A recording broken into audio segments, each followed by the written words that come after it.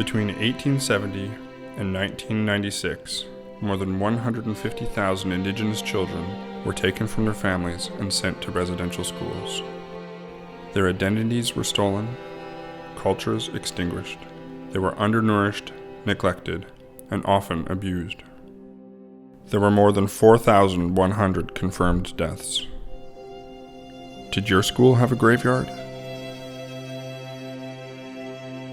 How could this have happened? Where do we go from here? The Witness Blanket, a national monument to recognize the atrocities of the Indian residential school era. Strewn in the wake of the Indian residential schools are an immeasurable number of broken or damaged pieces.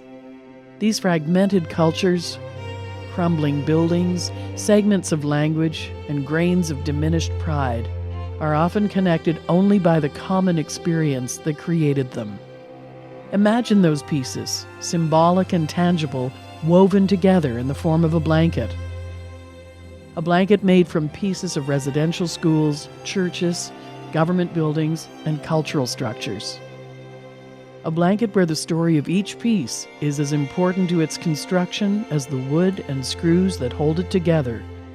A blanket with the sole purpose of standing in eternal witness to the effects of the Indian residential school era.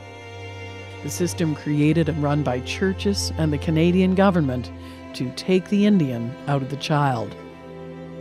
Left alone, these pieces may be forgotten, lost, buried, or worse, be uncomfortable reminders that leave painful impressions on the minds and hearts of those who recognize what they represent. Individually, they are paragraphs of a disappearing narrative. Together, they are strong and formidable, collectively able to recount for future generations the true story of loss, strength, reconciliation, and pride.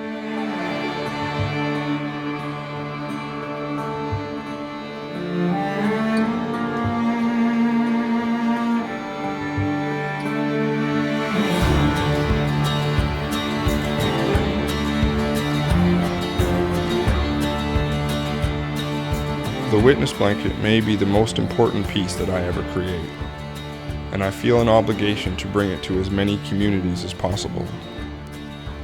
We need to honor the survivors and remember the children who were lost.